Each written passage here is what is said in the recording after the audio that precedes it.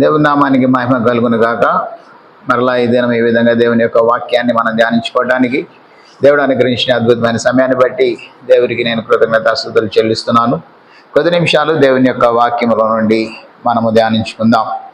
మరి గడిచిన వారము కాక అంతకుముందు వారము జకర్యా గ్రంథము 9వ అధ్యాయము 9వ వచనం నుండి మనము ధ్యానించుకుంటున్నాం.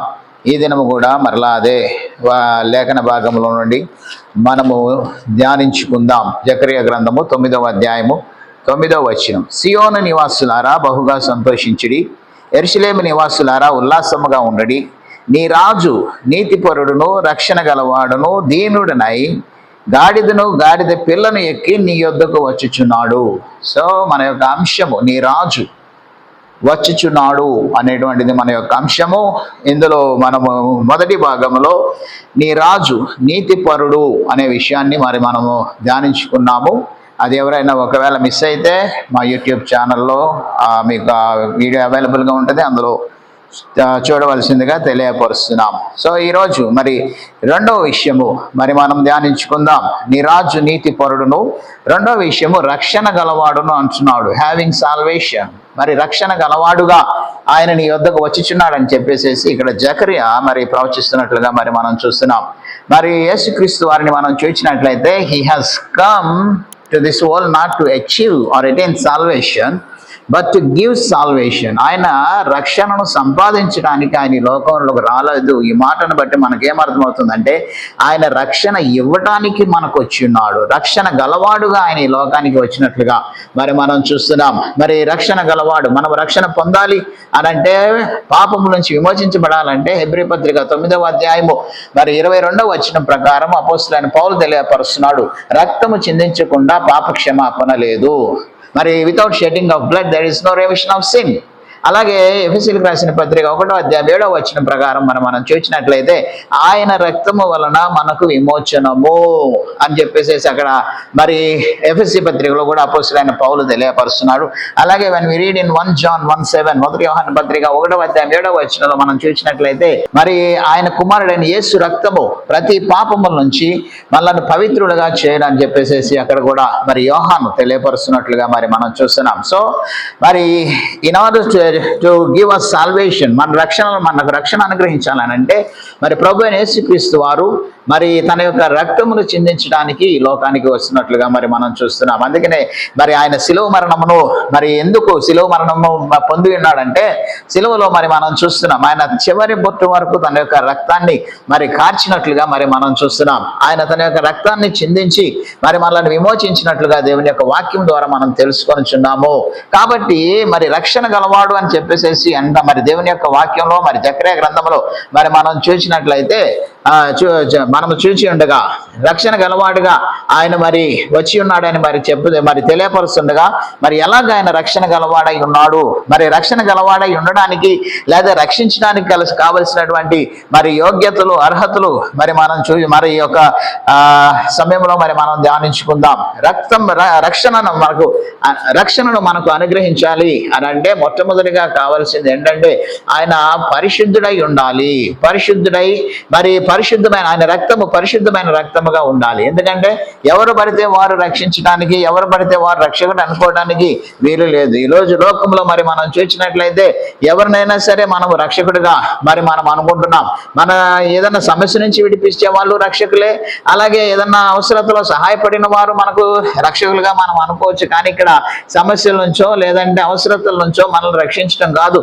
ఇక్కడ ఏంటంటే పాపముల నుండి మనల్ని రక్షించేటువంటి వాడుగా యేసుక్రీస్తు వారు ఈ లోకానికి వచ్చిన్నాడు. నౌ when Jesus once ఒకసారి యేసుక్రీస్తు వారి దగ్గరికి ఆ పక్షవాయువు కలిగినటువంటి వ్యక్తిని యేసుక్రీస్తు వారి యొద్దకు తీసుకొని వచ్చినప్పుడు ఆ పక్షవాయువు గల వారిని యేసుక్రీస్తు వారు స్వస్థపరచడానికి ముందు thy sins are forgiven అని చెప్పి అంటాడు, నీ పాపములు క్షమించబడి ఉండవని చెప్పేసేసి యేసుక్రీస్తు వారు ఆ వ్యక్తితో అనగానే అక్కడ ఉన్నటువంటి పరిసయ్యులు, శాస్త్రులు, అలాగే మిగిలిన వారు అందరూ ఆయన మీద శనగటం మొదలుపెట్టారు. ఈయనేంటి పాపాలు క్షమించడం ఏంటి, దేవుడు తప్ప ఎవరు పాపాలు క్షమించగలరని చెప్పేసి అక్కడ వారు మరి ఆయన మీద సనిగినట్లుగా మరి మనం చూస్తున్నాం. అప్పుడు యేసుక్రీస్తు వారి యొక్క సనుగులు విని వారితో అంటున్నాడు, నీ పాపములు క్షమించబడి ఉన్నవని చెప్పడం సులభమా, లేదంటే నీ పరుపెత్తుకుని నడవమని చెప్పడం సులభమా అని చెప్పేసేస్తే మరి అక్కడ యేసుక్రీస్తు వారితో మాట్లాడి వారిని ప్రశ్నించి ఆ తర్వాత ఆ వ్యక్తితోటి నీ పరుపెత్తుకొని నడవమని చెప్పేసినప్పుడు ఆ వ్యక్తి ఆ పరుపెత్తుకొని పక్షవాతం కలిగినటువంటి ఆ యొక్క వ్యక్తి మరి తన పరుపెత్తుకొని మరి అక్కడ నుంచి మరి నడుచుకుంటూ వెళ్ళినట్లుగా మరి మనం చూస్తున్నాం. అంటే ఇక్కడ ఈ విషయం ఎందుకు తీసుకొచ్చానంటే, when Jesus said thy sins are forgiven, నీ పాపములు క్షమించబడి ఉన్నవని యేసుక్రీస్తు వారు చెప్పినప్పుడు వారందరూ అక్కడున్న వారందరూ సనగడం మొదలు పెట్టారు. ఎందుకంటే దేవుడు తప్ప ఎవరునూ పాపాలు క్షమించలేరు కాబట్టి యేసుక్రీస్తు వారు ఆ మాట అనేసరికి వారు అభ్యంతరపడినట్లుగా మరి మనం చూస్తున్నాం. అంటే దీన్ని బట్టి ఏంటంటే పాపుల రక్షకుడు అనేటువంటి వాడు దేవుడై ఉండాలి. అలాగే మరి ఆ పాపుల రక్షకుడిగా ఈ లోకానికి వచ్చినటువంటి యేసుక్రీస్తు వారు మరి మనం చూసినట్లయితే ఆయన పరిశుద్ధుడై ఉన్నట్లుగా మరి మనం చూస్తున్నాం. పరిశుద్ధుడై ఉండాలి, పరిశుద్ధుడిగా ఆయన ఈ లోకానికి వచ్చి ఉన్నాడు. మన మొదటి భాగంలో మనం చూసాం, when we were dealing with just నీతిపరుడు అనేటువంటి మాటను మనం ధ్యానించుకుంటున్నప్పుడు there we have seen about his birth, that Jesus was holy in his birth. ఆయన తన యొక్క పుట్టుకలో ఆయన పరిశుద్ధుడై ఉన్నాడు. అలాగే ఆయన జీవితం పరిశుద్ధమైన జీవితంగా, పవిత్రమైన జీవితంగా ఆయన జీవించాడు. అలాగే తీర్పు కూడా మరి ఆయన తీర్పులో కూడా మరి ఆయన పరిశుద్ధుడుగానే లేదా నీతిపరుడుగానే ఉన్నట్లుగా మరి మనము మొదటి భాగంలో మరి మనం చూసాం. అలాగే ఇక్కడ కూడా మరి మనం చూసినట్లయితే మరి ఆయన రక్తము పరిశుద్ధమైన రక్తముగా మరి మనం ఉండాలి. ఆయన రక్తం పరిశుద్ధమైన రక్తముగా ఉండాలి. పరిశుద్ధమైన రక్తం మాత్రమే మరి మనలను మన పాపముల నుంచి విడిపించగలిగినటువంటిదిగా మరి మనం చూస్తున్నాం. మరి యేసుక్రీస్తు వారిని మరి గమనించినట్లయితే ఆయన పుట్టుకలో మరి మనం చూసినట్లయితే ఆయన పుట్టుకలో మరి మరియతోటి దేవుని యొక్క దూత మరి తెలియపరుస్తుంది ఇది ఎలాగూ జరుగునని చెప్పేసి మరియా మరి దేవుని దూతను ప్రశ్నించినప్పుడు అప్పుడు దేవుని యొక్క దూత మరి ఆ మరియతో అంటుంది, మరి పరిశుద్ధాత్మ నీ మీదకి వచ్చును, సర్వోన్నతుని శక్తి నిన్ను కమ్ముకొనును గనక పుట్టబో శిశువు పరిశుద్ధుడై దేవుని కుమారుడు అనబడును అని చెప్పి అక్కడ మరి తెలియపరిచినట్లుగా మరి మనం చూస్తున్నాం. సో ఆయన మరి పరిశుద్ధుడిగా ఈ లోకంలో జన్మించి మరి ఆయన పరిశుద్ధమైన జీవితం కలిగి ఉన్నాడు. మార్కు సువార్త 1వ అధ్యాయం 24వ వచనంలో మరి మనం చూసినట్లయితే అక్కడ అపవిత్రాత్మ పట్టిన ఒక వ్యక్తి యేసుక్రీస్తు దగ్గరికి మరి తీసుకురాబడ్డాడు. అపవిత్రాత్మ పట్టిన వ్యక్తి యేసుక్రీస్తు దగ్గరకు వచ్చి మార్కు సువార్త మరి 1వ అధ్యాయం 24వ వచనంలో ఆ వ్యక్తి యేసుక్రీస్తుతో అంటున్నాడు, ఏమంటున్నాడు, నజరేయుడైన నజరేయుడు యేసు మాతో నీకేమి, మమ్ము నశింపజేయుటకు వచ్చితివా, నీవెవడవో నాకు తెలియను, నీవు దేవుని పరిశుద్ధుడు అని కేకలు వేసెను. So we see the demons confess that Jesus is Holi.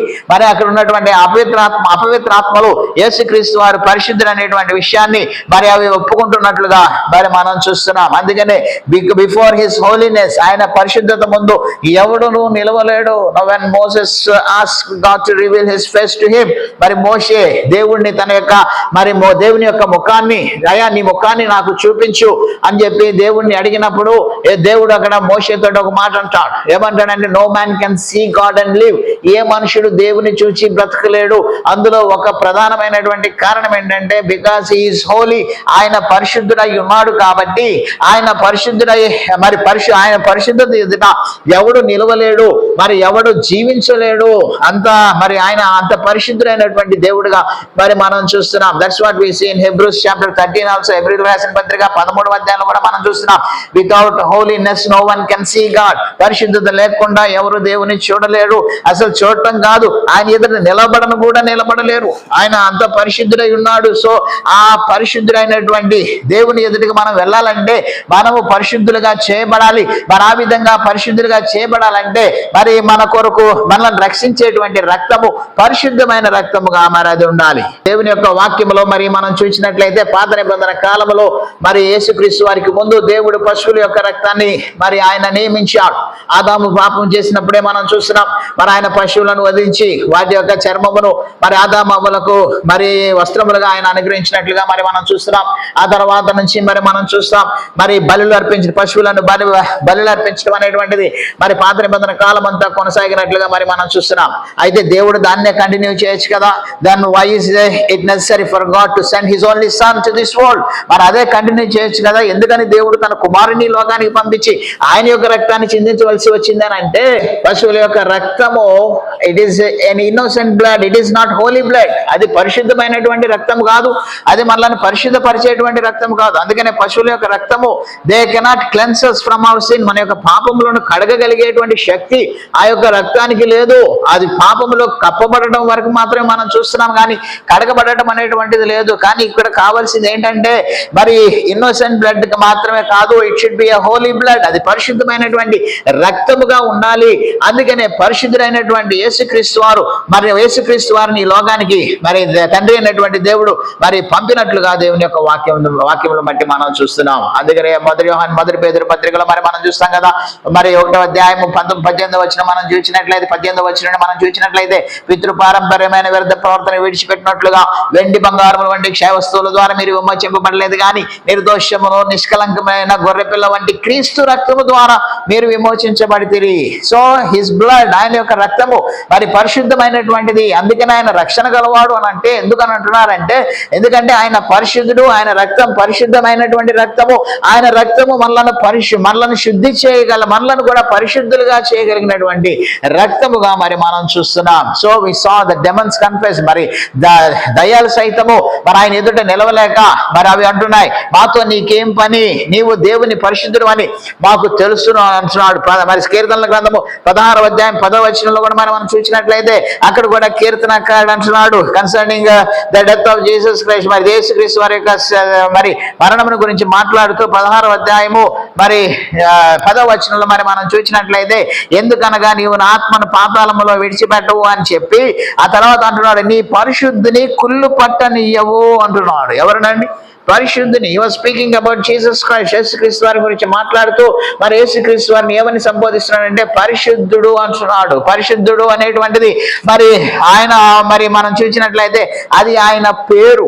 ఆయన పరిశుద్ధుడు అనేటువంటిది మరి పరిశుద్ధుడిగా పిలువబడుతున్నటువంటి వాడిగా మనం చూస్తున్నాం. మనం పరిశుద్ధులుగా చేయబడ్డాం. The things in the temple were cleansed by the blood. మరి దేవాలయంలోని మరి వస్తువులన్నీ రక్తము చేత శుద్ధి చేయబడినవి అని చెప్పి మరి హెబ్రీ పత్రిక 9వ అధ్యాయంలో 10వ అధ్యాయంలో మరి మనం 9వ అధ్యాయంలో మరి మనం చూస్తున్నాం. కానీ యేసుక్రీస్తు వారు పరిశుద్ధ పరచబడిన వాడు కాదు, ఆయన పరిశుద్ధుడై ఉన్నట్లుగా మరి మనం చూస్తున్నాం. మరి హెబ్రీ పత్రిక 7వ అధ్యాయం 26వ వచనంలో మనం చూస్తే అక్కడ కూడా మరి యేసుక్రీస్తు వారు పరిశుద్ధుడు అని చెప్పేసేసి మరి ఆ యొక్క వచనంలో కూడా మరి దేవుని యొక్క వాక్యం మనం చూస్తున్నాం. హెబ్రీ పత్రిక 7వ అధ్యాయము 26వ వచనంలో పవిత్రుడును నిర్దోషియు నిష్కల్మషుడును పాపులలో చేరక ప్రత్యేకముగా ఉన్నవాడును ఆకాశ మండలము కంటే మిక్కిలి హెచ్చైన వాడునైనా ఇట్టి ప్రధాన యాజకుడు మనకు సరిపోయిన వాడు అంటున్నాడు. మరి ఆయన ప్రధాన యాజకుడిగా తెలియపరుస్తూ ఆయనకు ఉన్నటువంటి లక్షణాలు ఏంటంటే హీఈస్ హోలీ, ఆయన పరిశుద్ధుడు, నిర్దోషి, నిష్కలంకుడు అని చెప్పేసి మరి అక్కడ అపోస్తలుడైనటువంటి పౌలు హెబ్రీ పత్రికలో మరి మనం చూస్తున్నాం. So the first qualification to be A saviour, రక్షణ గలవాడుగా ఈ లోకానికి రావడానికి ఉండాల్సిన మొదటి క్వాలిఫికేషన్ ఏంటంటే he should be holy and blameless. ఆయన మరి పరిశుద్ధుడును నిర్దోషి అయినటువంటి వాడిగా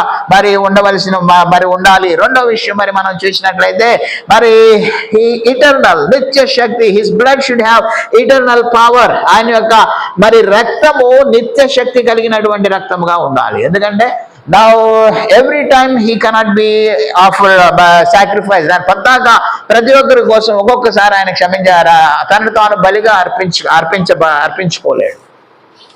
అంటే ఆయన రక్తంలో నిత్యశక్తి కనుక లేకపోతే మరి ఆయన తను తాను ప్రతి ఒక్కరి కోసం ఒక్కొక్కసారి ఆయన చనిపోవలసి ఉన్నది. అనగా ఆయన సాధారణ మనిషి అయినట్లయితే మరి ఆయన దేవుని కుమారుడు కాకుండా ఉన్నట్లయితే మరి ప్రతి ఒక్కరి కోసం ఒక్కొక్కసారి ఆయన చనిపోవలసి వచ్చేది. అలా కాకుండా ఆయన దేవుని కుమారుడు, ఆయన మరి నిత్యుడైనటువంటి దేవుడుగా మరి మనం చూస్తున్నాం. ఆయన రక్తము నిత్యశక్తి కలిగినటువంటిదిగా మరి మనం చూస్తున్నాం. అంటే ఒక్కసారి ఆయన చనిపోగా మరి ఆ ఒక్కసారి చిందించినటువంటి ఆ రక్తమే ఎన్ని యుగాలైనా, ఎన్ని తరాల వరకైనా, ఎన్ని సంవత్సరాలు గడిచినా, ఎన్ని కాలాలు గడిచినా అంతగా అందరినీ రక్షించగలిగినటువంటి, అందరినీ శుద్ధి చేయగలిగినటువంటి రక్తంగా మరి మనం చూస్తున్నాం. మరి యేసుక్రీస్తు వారి యొక్క నిత్యత్వాన్ని గురించి మనం చూసినట్లయితే మరి యోహాను సువార్త 1వ అధ్యాయం 1వ వచనంలో అంటున్నాడు, ఆదియందు వాక్యం ఉండెను, వాక్యము దేవుని యొద్ద ఉండెను అని చెప్పి ఆ తర్వాత అంటున్నాడు వాక్యమే దేవుడై ఉండెను అని అంటున్నాడు. ఏమంటున్నాడు? In the beginning was the word and the word was with God and the word was God. మరి ఆది యందు వాక్యం ఉండి ఆ వాక్యమే దేవుడై ఉన్నాడని తెలియపరుస్తూ మరి 14వ వచనం అంటున్నాడు, ఆ వాక్యము శరీరధారి అయి కృపాసత్య సంపూర్ణుడిగా మన మధ్య నివసించెను అని చెప్పేసేసి మరి అక్కడ చాలా క్లియర్ గా యేసుక్రీస్తు వారు ఏ విధంగా ఈ లోకానికి మరి వచ్చాడనేటువంటి విషయాన్ని మనం చూస్తున్నాం. అంటే the life of Jesus has not began at his birth. మరి యేసుక్రీస్తు వారు పుట్టిన దగ్గర నుంచి ఆయన జీవితం ప్రారంభించబడలేదు, లేదంటే ఎక్కడో మరి ఒక చోట నుంచి ప్రారంభించబడలేదు. But he was there from eternity. ఆయన నిత్యత్వము నుండి నిత్యత్వము కలిగినటువంటి వాడు, ఆ మరి ప్రారంభము అంతము లేనటువంటి వాడిగా మనం చూస్తున్నాం. In the book of revolution we see he says, ప్రకటనలో ఆయన అంటున్నాడు, I am the beginning and the end. నేనే ఆ మరి ఆదియు అంతమునై ఉన్నాను, నేనే అల్ఫయు ఒమేగానై ఉన్నాను అని చెప్పేసి యేసుక్రీస్తు వారు అక్కడ తెలియపరుస్తున్నాడు. అంటే ఆయన మాటల్లో ఉన్నటువంటి అర్థం ఏంటంటే దట్ హీ ఈజ్ ఇటర్నల్. ఆయన నిత్యుడైనటువంటి దేవుడుగా మరి మనం చూస్తున్నాం. ఈవెన్ ఇన్ జాన్ చాప్టర్ 8:58 మరి 8వ అధ్యాయం యోహాను సువార్త 58వ వచనం మనం చూస్తున్నాం. అక్కడ ఆయన అంటున్నాడు, before Abraham was I am.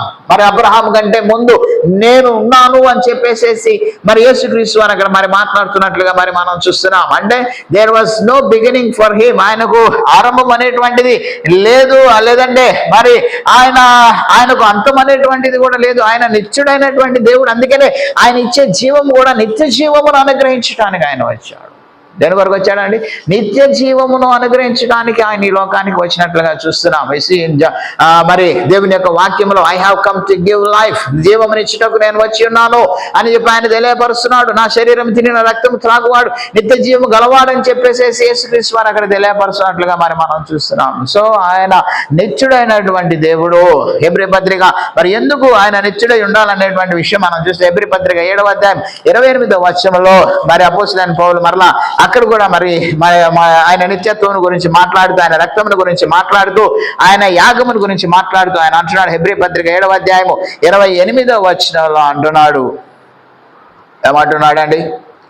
ఈయన ప్రధాన యాజకుల వలె మొదట తన సొంత పాపముల కొరకు, తర్వాత ప్రజల పాపముల కొరకు దినదినము బలులు అర్పించవలసిన అవసరము గలవాడు కాదు. తన్ను తాను అర్పించుకున్నప్పుడు ఒక్కసారే ఈ పని చేసి ముగించెను.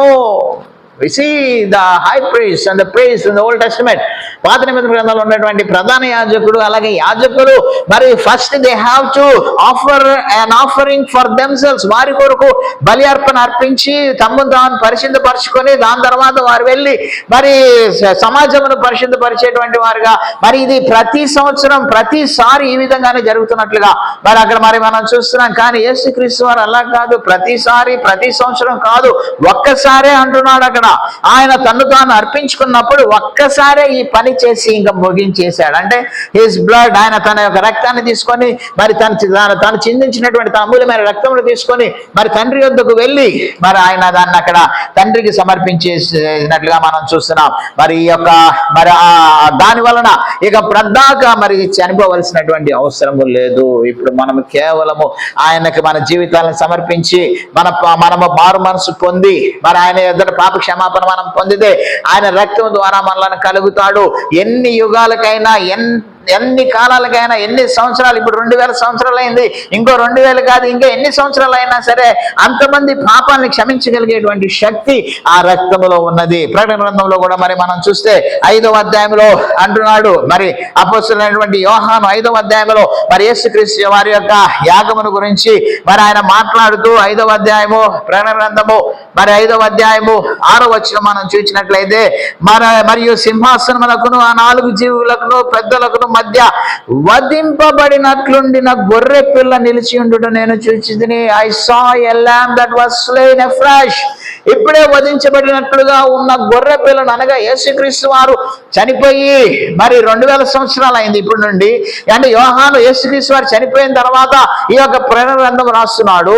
ఆయన రాసేటువంటి విషయాలు అప్పుడు జరిగేటువంటి విషయాలు కాదు, ఇంకా జరగలేదు, రాబో కాలంలో జరగబోయేటువంటి విషయాలు. అంటే 2000 years has already passed from this prophecy, from this verse. ఈ యొక్క వచనం రాయబడిన సమయం నుంచి ఇప్పటికి దాదాపు 2000 సంవత్సరాలు గడిచిపోయింది. అంటే దాని ఇంకా తర్వాత విషయాన్ని చూస్తూ అంటున్నాడు, I saw a lamb that was slain afresh. నాకేం కనబడుతుంది అంటున్నాడు అండి అక్కడ, వధింపబడినట్లున్న గొర్రె పిల్ల నిలిచి ఉండుట చూసి.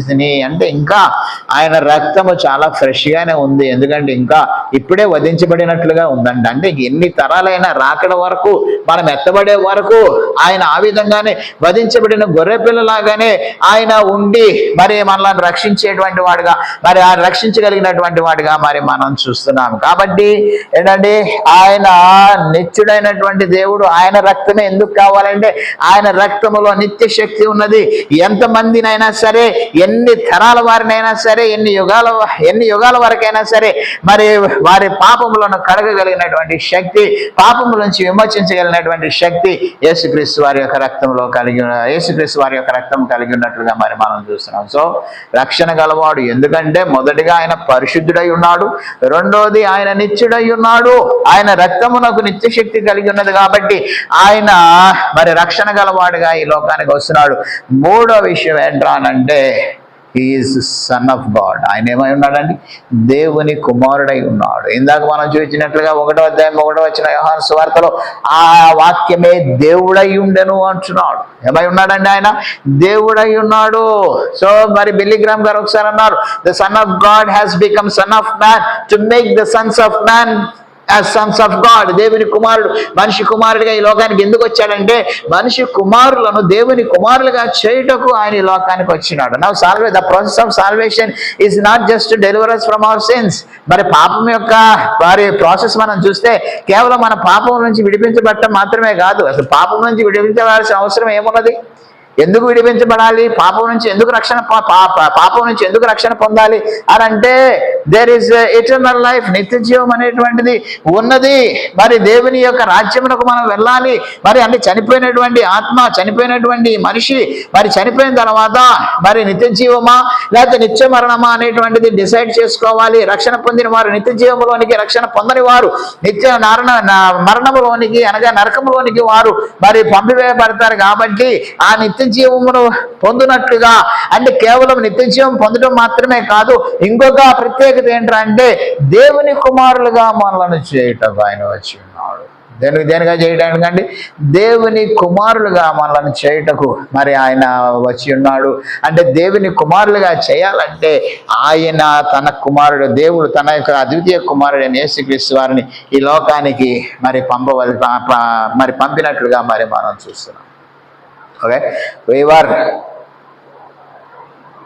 given the privilege to become the children of God. యోహాను సువార్త 1వ అధ్యాయము 12వ వచనం మనం చూసినట్లుగా తనందరూ అంగీకరించిరో అనగా తన నామమునందు విశ్వాసం ఉంచి వారందరికీ ఆయన దేవుని పిల్లలగుటకు ఆయన అధికారం ఇచ్చాడు. నాట్ జస్ట్ అన్ ఆపర్చునిటీ, అవకాశం అనట్లేదు అక్కడ.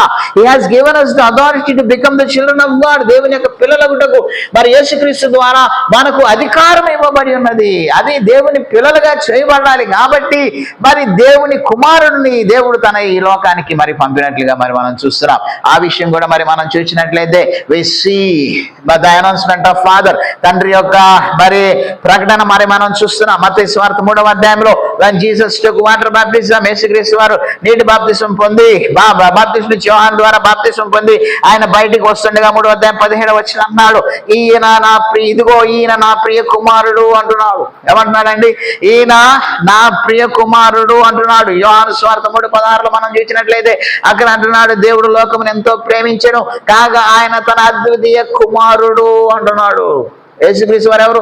దేవుని యొక్క అద్వితీయ కుమారుడిగా మరి మనం చూస్తున్నాం. And not only there, even at the mount of transfiguration మరి యేసుక్రీస్తు వారు రూపాంతరం పొందిన పర్వతం దగ్గర మరి మనం చూస్తే అక్కడ కూడా మరి మనం చూసి మత్తయి సువార్త 17వ అధ్యాయము 5వ వచనంలో మరి అక్కడ మేఘం ఒకటి మరి అక్కడ వారిని ఆవరించిన తర్వాత మరి ఆకాశం నుండి ఒక స్వరము వారికి వినబడింది, ఈయన నా ప్రియ కుమారుడు, ఈయన యందు నేను ఆనందించుచున్నాను, ఈయన మాట వినుడి అని ఒక శబ్దము మేఘములో నుండి పుట్టినట్లుగా మనం చూస్తున్నాం. So father, God the father announced Jesus as proclaim that Jesus is his son.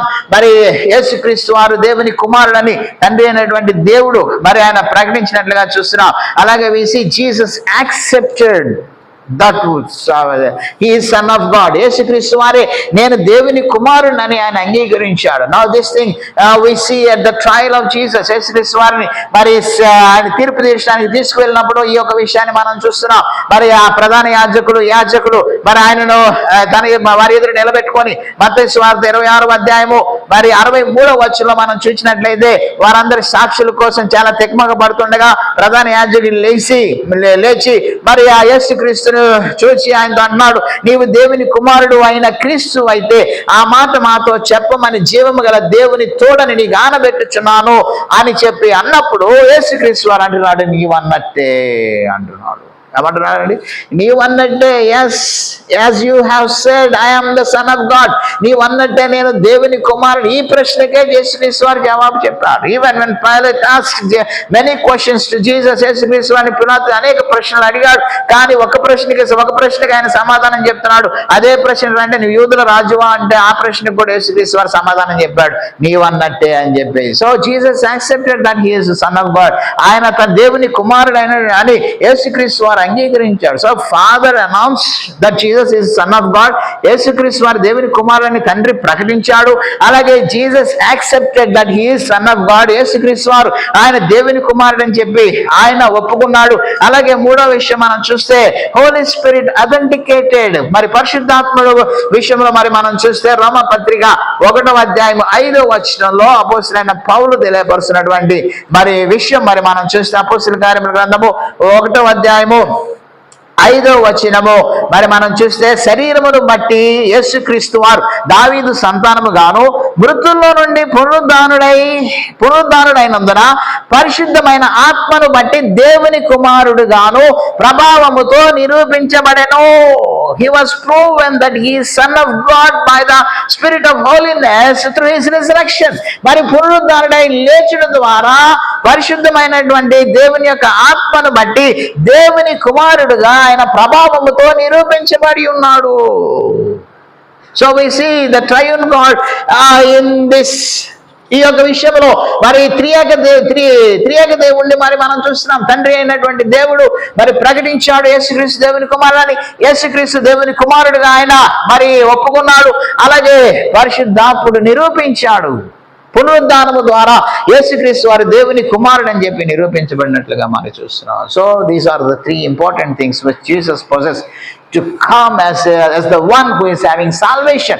రక్షణ గలవాడుగా ఈ లోకంలోనికి ఆయన రావడానికి, మన దగ్గరికి రావడానికి గల 3 ప్రధానమైన విషయాలు యేసుక్రీస్తు వారు కలిగి ఉన్నారు. అందుకని ఆయన రక్షణ గలవాడుగా వస్తున్నాడు. అవి ఏంట్రా అంటే మొదటిగా ఏంటండి, ఆయన పరిశుద్ధుడై ఉన్నాడు.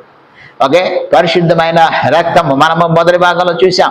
పాప సైతంలోండి పాప రహితుడు పుట్టాలి అని మరి యోబు అంటున్నట్లుగా మరి పాపం నుంచి విడిపించాలంటే ముందు విడిపించేవాడు పరిశుద్ధుడై ఉండాలి. రెండోది, పాపం నుంచి విడిపించాలంటే ఆయన నిత్యుడై ఉండాలి. ఎందుకంటే పద్దాక చనిపోవడం కుదరదు కాబట్టి ఒక్కసారే చనిపోయి అందరి కొరకు, అన్ని తరాలు, అన్ని యుగాల వారి కొరకు ఒక్కసారే చనిపోవాలి కాబట్టి ఆయన రక్తంలో నిత్య శక్తి ఉండాలి. అందుకని ఆయన నిత్యుడై ఉన్నాడు. దాని తర్వాత మూడోది, ఆయన దేవుని కుమారుడై ఉన్నాడు. ఏమై ఉన్నాడండి ఆయన?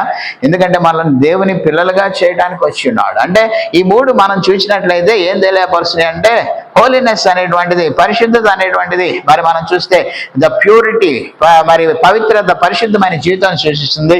అలాగే మరి ఎటర్నల్, అది పర్మనెంట్, ఇక దాన్ని ఎవరు తీసివేయలేడు. అలాగే సన్ ఆఫ్ గాడ్ అనేటువంటిది, the blood of Jesus is powerful. Okay, the blood of Jesus is pure. యేసుక్రీస్తు వారి యొక్క రక్తము పరిశుద్ధమైనటువంటిది, పవిత్రమైనటువంటిది. అలాగే the blood of Jesus is permanent. యేసుక్రీస్తు వారి యొక్క రక్తము మరి శాశ్వతమైనటువంటిది. అలాగే the blood of Jesus Christ is powerful. ఆయన యేసుక్రీస్తు వారి యొక్క రక్తము మరి శక్తి కలిగినటువంటి, దేవుని శక్తి కలిగిన రక్తం అది.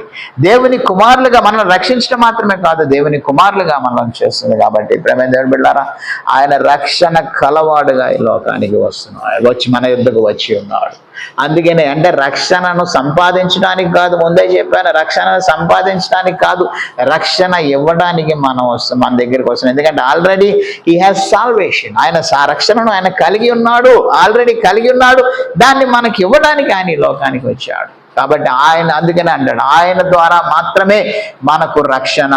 మరి ఎవరి ద్వారా, దేని ద్వారా మనకు రక్షణ కలగదు. కాబట్టి ఆయన యందు విశ్వాసం ఉంచి ఆయనలో ముందుకు ఆయన అనుగ్రహించి రక్షణ పొంది ఆయన కొరకు ఈ లోకంలో మనం జీవిద్దాం. దేవుడి మాటల ద్వారా మనలను బలపరచును గాక. ఆమేన్.